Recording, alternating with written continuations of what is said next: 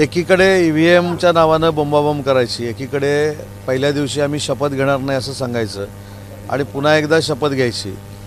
ही सगळी दुटप्पी भूमिका महाराष्ट्राच्या जनतेला कळल्यामुळेच ते 40 की 45 पर्यंत पोहोचलेले आहेत आणि प्रत्येक ठिकाणी दुटप्पी भूमिका असल्यामुळं आता महाविकास आघाडीमध्ये देखील फूट पडायला लागलेली आहे। हे काल समाजवादी पार्टीच्या निमित्तानं आपल्या सगळ्यांना कळलेलं आहे। त्याच्यामुळे इकडे सांगायचं की ईव्हीएम वाईट आहे, ईव्हीएममध्ये काहीतरी गडबड आहे आणि तीच मतं ज्यावेळी लोकसभेला यांच्या खासदारांना पडली त्यावेळी ईव्हीएम चांगलं होतं। त्याच्यामुळे ह्या सगळ्या दुटप्पी भूमिका आहेत, लोकांची माती भडकवायची, फेक नरेटिव्ह सेट करायचे आणि पराभव न स्वीकारता जनतेला वेगळ्या मार्गानं काहीतरी ब्रीफ करण्याचा प्रयत्न करायचा, हा विरोधकांचा एक उद्योग बनलेला आहे आणि त्याचाच एक भाग म्हणून गेले 3-4 दिवस ह्या सगळ्या गोष्टी चालू आहेत। शपथविधी काल जरी झाला नसला तरी आमदारकीची शपथ ते आज घेतील याची आपण अपेक्षा करूया आणि आज पुन्हा एकदा महाराष्ट्राच्या जनतेला कळेल की काल घेतलेली भूमिका ही आज त्यांची कशी बदललेली आहे।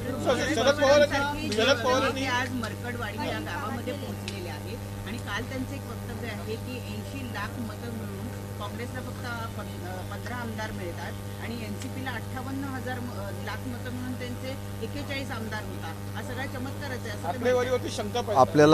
आपल्याला माहिती असेल, आपल्याच माध्यमातून आम्ही स्क्रीनवर बघत असतो किंवा वाचत असतो, मागच्या वेळी ज्यावेळी 78 लाख मतं पडली होती त्यावेळी देखील माझ्या माहितीप्रमाणे काँग्रेसचा एकच खासदार निवडून आला होता। 58 लाख मतं ज्यावेळी पडली होती त्यावेळी एनसीपीचे किती खासदार निवडून आले होते हे देखील आपल्याला माहिती आहे। त्याच्यामुळे नियम लावताना मागच्या खासदारकीच्या निवडणुकीला एक नियम आणि विधानसभेच्या निवडणुकीला एक नियम, नांदेडमध्ये जी लोकसभेची निवडणूक झाली त्याच्यामध्ये खासदार जे निवडून आले त्याच्याबद्दल ते काय बोलत नाही, तिथं ईव्हीएम चांगलं होतं। हरियाणामध्ये यांचं सरकार आलं तिथे ईव्हीएम चांगलं होतं, कर्नाटकमध्ये यांचं सरकार आलं तिथे ईव्हीएम चांगलं होतं। सुप्रीम कोर्टामध्ये ज्यावेळी पिटिशन दाखल केलं गेलं तेव्हा सुप्रीम कोर्टाने स्पष्ट असं म्हटलं आहे की ज्या ठिकाणी निकाल फेवरेबल लागतात तिथलं ईव्हीएम चांगलं आहे आणि ज्या ठिकाणी ईव्हीएमवरनं निकाल आपल्या विरोधात जातात त्यावेळी तिथे ईव्हीएम मशीनमध्ये काहीतरी गडबड आहे अशी शंका कायमस्वरूपी उपस्थित केली जाते आणि पिटिशन माझ्या माहितीप्रमाणे 1 दिवसामध्ये ती नाकारण्यात आलेली आहे। त्याच्यामुळं आता कुठचाच विषय नाही, कारण शेतकऱ्यांना आम्ही न्याय देतोय, लाडक्या बहिणींना आम्ही न्याय देतोय, युवकांना आम्ही न्याय देतोय, उद्योग महाराष्ट्रामधनं गेले म्हणून सांगणाऱ्यांना उद्योग किती आले हे देखील आम्ही दाखवून दिलेले आहेत। त्याच्यामुळे सगळ्या गोष्टीमध्ये महायुतीचं सरकार पुढाकार घेऊन महाराष्ट्राची विकासात्मक जडणघडण करते, याच्यासाठी हा पोटसूळ उठलेला आहे आणि म्हणूनच आता ईव्हीएमवर खापर फोडलं जातं।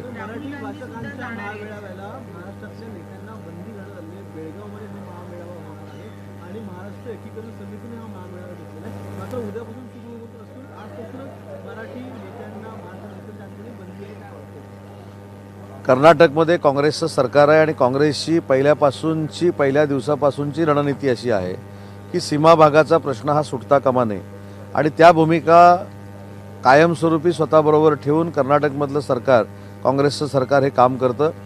महाराष्ट्र एकीकरण समितीची मागणी काय आहे की सीमा भाग जो आहे तो महाराष्ट्रामध्ये आला पाहिजे, जो सुप्रीम कोर्टामध्ये जे पिटिशन दाखल आहे त्याचा निकाल झाला पाहिजे। त्यासाठी महाराष्ट्राचं सरकार हे सीमा भागातल्या जनतेबरोबर आहे, हे आम्ही अनेक वेळा सांगितलेलं आहे। मी देखील अनेक वेळा सीमा भागामध्ये जाऊन आलेलो आहे आणि अशा पद्धतीची मराठी नेत्यांना जर बंदी घातलेली असेल तर त्याचा मी जाहीरपणाने निषेध करतो। राहुल गांधी सुद्धा मरकडवाडीला जातील अशी शक्यता व्यक्त केली जाते। शरद पवारांनी ज्येष्ठ नेते आज त्या ठिकाणी पोहोचलेले आहेत। कुठेतरी येत्या काळामध्ये ईव्हीएम विरोधी वातावरण निर्मिती करण्यासाठी म्हणून हे सगळं केलं जातंय असं वाटतं। ईव्हीएम विरोधी वातावरण निर्मिती करण्यापेक्षा जे अपयश आलेलं आहे ते अपयश झाकण्यासाठी केलेला हा खटाटोप आहे आणि त्याच्यासाठी हे सगळं खापर ईव्हीएमवर फोडलं जातं आहे। आपण जर बघितलं तर प्रियांका गांधी ज्या मतदारसंघातून निवडून आल्या त्या मतदारसंघामध्ये काय बॅलेटवर मतदान झालेलं नव्हतं ना, त्या मतदारसंघामध्ये देखील ईव्हीएमवरच मतदान झालेलं होतं। मग ते कसं काय चाललं? त्याच्यामुळं मला असं वाटतं की महाराष्ट्रातल्या जनतेनं महाविकास आघाडीला जे पूर्ण नाकारलेलं आहे त्या नाकारल्यानंतर आपण काहीतरी करतोय, आपण जे नाकारले गेलेलो आहे ते ईव्हीएममुळे गेलेलो आहोत असं दाखवण्याचा काही लोकांचा दुर्दैवी प्रयत्न आहे, परंतु जनतेनं नाकारलं हे आजपर्यंत कोण स्वीकारायला तयार नाही। पवारांनी एक महत्त्वाचं स्टेटमेंट केलेलं आहे की इंडिया आघाडीचं नेतृत्व करण्याची क्षमता ममता बॅनर्जीमध्ये आहे, असं काल त्यांनी कोल्हापूरमध्ये महत्त्वाचं विधान केलं। तुम्ही कसं या वक्तव्याकडे बघता? त्यांनी थेट असं सांगितलंय की इंडिया आघाडीचं नेतृत्व ममता बॅनर्जी करू शकतात, काँग्रेसच्या नेत्यांवरती कुठेतरी नाराजी आहे म्हणून दिसून येते. नाही, याच्यामध्ये नाराजी म्हणण्यापेक्षा आता वेगवेगळे प्रयोग करणं महाविकास आघाडीला क्रमप्राप्त आहे. राहुल गांधींवर एक प्रयोग करून त्यांनी बघितला, तो यशस्वी झाला नाही. आता ममता दिदींवर हा प्रयोग करून बघायचा आणि त्यांच्या नेतृत्वाखाली राहुल गांधींच्या नेतृत्वाखाली आलेलं जे अपयश आहे त्याच्यात काय फरक पडतो का, पाठीपुढं होतं का, एवढंच बघण्याचा हा प्रयत्न आहे. त्याच्यामुळं आता काँग्रेसनं विचार केला पाहिजे की त्यांच्या नेतृत्वावर शंका निर्माण केली गेलेली आहे आणि ही शंका त्यांनी केली ही अयोग्य आहे असं मी म्हणणार नाही. ही जनतेची देखील शंका आहे की महाविकास आघाडीचं नेतृत्व जे लोक करतायत त्यांचं फक्त भारत जोडोमुळं सरकार येणार नव्हतं, तर त्यांचं सरकार काँग्रेसचं असताना त्यांनी देशासाठी काय केलं आहे हे जर सांगितलं असतं तर कदाचित काही मतं इकडे तिकडे झाली असती. काल अबू आझमीने सुद्धा बाहेर पडण्याचं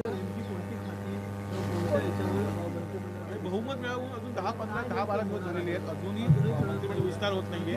काय 11 तारखेला बैठकी होत नाही. एक महत्त्वाची गोष्ट याच्यामध्ये असं आहे की 2 दिवसापूर्वीपर्यंत आपणच सगळे असं म्हणत होता की मुख्यमंत्रीपदाची आणि उपमुख्यमंत्रीपदाची शपथ घेतली जात नव्हती. ती आता घेतलेली आहे म्हणजे सरकार स्थापन झालेलं आहे. मंत्रिमंडळ जोपर्यंत विस्तार होत नाही तोपर्यंत तिन्ही नेते मंत्रिमंडळ सांभाळायला सक्षम आहेत. त्याच्यामुळे मला असं वाटतं की मंत्रिमंडळ येत्या काही दिवसामध्ये फायनल होईल, त्याचा विस्तार देखील होईल, शपथविधी देखील होईल. परंतु तोपर्यंत महाराष्ट्राचा विकासात्मक गाडा पुढे नेण्यासाठी तिघांचं नेतृत्व कॅबिनेट अतिशय चांगल्या पद्धतीनं चालू शकतात हा आम्हाला देखील विश्वास आहे आणि महाराष्ट्रातल्या मतदारांना देखील विश्वास आहे. तर हिवाळी अधिवेशनाच्या आधी होऊ शकतो विस्तार, हिवाळी अधिवेशनाच्या आधी विस्तार होऊ शकतो. आता मला पक्षाचं मत किंवा या तिघांचं मत माहिती नाही, पण मला असं वाटतं की हिवाळी अधिवेशनाच्या अगोदर मंत्रिमंडळाचा विस्तार नक्की होईल. शिवसेनेतलं मंत्रिपद कुठल्या बेसिसवर दिलं जाणार आहे? बातम्या पुढे येत असतात. अजूनही ते नाराज आहेत का? काही खात्यांना घेऊन अजूनही कुठेतरी चर्चा सुरू आहे, दबावतंत्र सुरू आहे. रोज सकाळी पहिली बातमी हीच असते की शिंदेसाहेब नाराज आहेत का. शिंदेसाहेबांनी उपमुख्यमंत्र्याची शपथ घेतल्यानंतर काही जिल्ह्यांमध्ये जो अवकाळी पाऊस पडला होता त्याच्यामुळे जे नुकसान झालं होतं त्या अधिकाऱ्यांची देखील चर्चा केली. त्यांना तातडीनं पंचनामे करून नुकसान भरपाई देण्यासंदर्भातल्या सूचना केल्या. त्याच्यामुळे त्यांचं ॲडमिनिस्ट्रेटिव्ह काम हे शपथ घेतल्यानंतर तातडीनं सुरू झालेलं आहे. ते कुठेही नाराज नाहीत. आता हे सांगून आम्ही देखील थकलेलो आहोत. त्याच्यामुळे रोज सकाळी ते नाराजीची बातमी जी आपल्याकडनं येते ती आता भविष्यामध्ये थांबवली गेली पाहिजे ही माझी विनंती आहे. अतिशय जोमानं जसं मुख्यमंत्री असताना एकनाथ शिंदेसाहेब काम करायचे 24/7 तसं काम त्यांनी उपमुख्यमंत्री पदाची शपथ घेतल्यानंतर देखील सुरू केलेलं आहे. महाविकास आघाड़ी के एमएलए आज शपथ ले सकते हैं और वही ईवीएम विरोधी एक माहौल बनाया जा रहा है, तो कैसे देखें? आपने सही बात कही है कि माहौल बनाया जा रहा है, उसमें कुछ भी मेरे ख्याल से जो अभी मैंडेट मिला है उसको ढकने के लिए ये सब चालू है. जब ईवीएम प्रियंका गांधी मैडम के यहाँ अच्छी तरह से चलती है, वहाँ उनकी जीत होती है, तो उधर किसी का भी आक्षेप नहीं है. हरियाणा में भी किसी का भी आक्षेप नहीं है. नांदेड़ में जो चुनाव हुआ, बाई इलेक्शन हुआ, उसमें महाविकास आघाड़ी का एमपी चुन के आया, उधर आक्षेप नहीं है. लेकिन मेरे कॉन्स्टिट्यूंसी में आक्षेप है. मैं जहाँ से जीता हूँ, हमारे महायुति के सब लोग जहाँ से जीता है उनके ऊपर आक्षेप है कि ईवीएम में कुछ गड़बड़ है. अभी अपना जो सक्सेस नहीं आया है वो ढकने के लिए ये महाविकास आघाड़ी का प्रयास शुरू है और ये मेरे ख्याल से माइंड डाइवर्ट करने के लिए ये सब कुछ चल रहा है. इसमें सिर्फ और राजनीति है और मेरे ख्याल से शपथ जो विरोधक हमारे हैं उनकी शपथ आज या कल पक्की होगी. सर, मंत्रिमंडल विस्तार कब तक होगा और जिस तरीके से खबरें समझ रहे हैं, गृह विभाग हुआ, स्पीकर हुआ, डेवलपमेंट हुआ, कहीं ना कहीं शिवसेना मांग रही है, उस पर कितना नहीं, सामंजस्य बन पाएगा? ऐसी बातचीत कहीं भी नहीं हुई है. जो हमको चाहिए वो माननीय एकनाथ शिंदे साहब ने अमित भाई के पास बयान किया है. देवेंद्र जी के साथ उनका डिस्कशन शुरू है, सकारात्मक डिस्कशन शुरू है, कहाँ भी नेगेटिविटी नहीं है. मेरे ख्याल से ये 2-3 दिन में सम्मानपूर्वक बंटवारा हो जाएगा और मंत्रिमंडल का विस्तार भी हो जाएगा. ममता बनर्जी इंडिया अलायंस को लीड करती हुई का जो स्टेटमेंट आया है वही कांग्रेस नाराज दिख रही है. इससे जो नेशनल पॉलिटिक्स चेंज होती हुई नजर आ रही है, कैसे देखते हैं? राहुल जी गांधी के नेतृत्व में 2-3 चुनाव आपने भी देखे, हमने भी देखे, उनको मेरे ख्याल से वो यशस्वी नहीं हुए.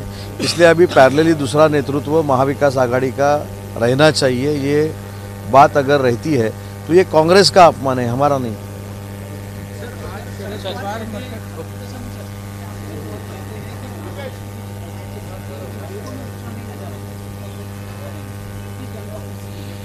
अपने पार्टी के जो कार्यकर्ता है, अपने पार्टी में जो बचे हुए लीडर लोग हैं, उनको मॉरल सपोर्ट देने के लिए ये बयानबाजी है, ये राजनीति है। मरकड़वाल में खुद शरद पवार पहुंचे हैं और ईवीएम का इशू उठा रहे हैं, सबके समर्थन दे रहे हैं, ऐसे में कैसे देखते हैं? इसके ऊपर भी मैंने कहा है कि ये ईवीएम के ऊपर डाल के जो उनका पूरे महाराष्ट्र के लोगों ने उनको 40 पे लेके आए, 45 तक लेके आए, उसको ढकने के लिए ये सब प्रयास शुरू है, राजनीति शुरू है। अभी क्या करना है तो ईवीएम के बारे में क्वेश्चन मार्क करके ईवीएम ऐसा ऐसा है इसलिए हम नहीं जीते, ये दिखाने का ये प्रयास है और ये पूरी की पूरी राजनीति है।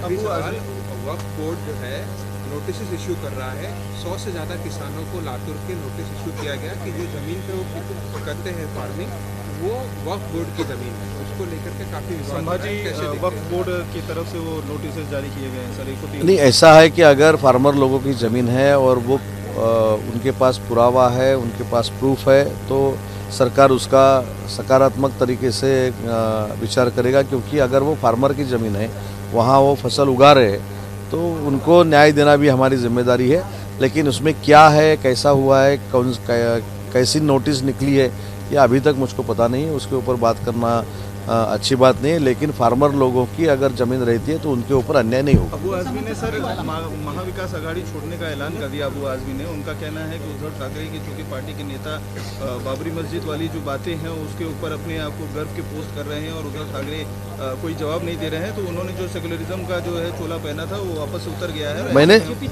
मैंने यही बोला था कि महाविकास आघाड़ी की ये टेंडेंसी बन गई है, कल एक बात करना, आज एक बात करना, दूसरे दिन एक बात करना, ये भी अभी समाजवादी पार्टी को पता चल गया है। इसलिए अबू आजमी साहब ने उनसे क्लैरिफिकेशन मांगा है कि आपकी भूमिका क्या है, और कल वो ये भी बोले कि अगर वो शपथ नहीं लेना चाहते तो ठीक है, हम लोकशाही का आदर करते हैं, इसलिए हमने शपथ ली है। तो अभी आगे और बहुत कुछ घटने वाला है। महाविकास आघाड़ी के जो अलायंस वाले लीडर लोग हैं उनमें भी अभी कॉन्फिडेंस नहीं है, इसलिए ये सब हो रहा है। एबीपी माझा, उघडा डोळे बघा नीट।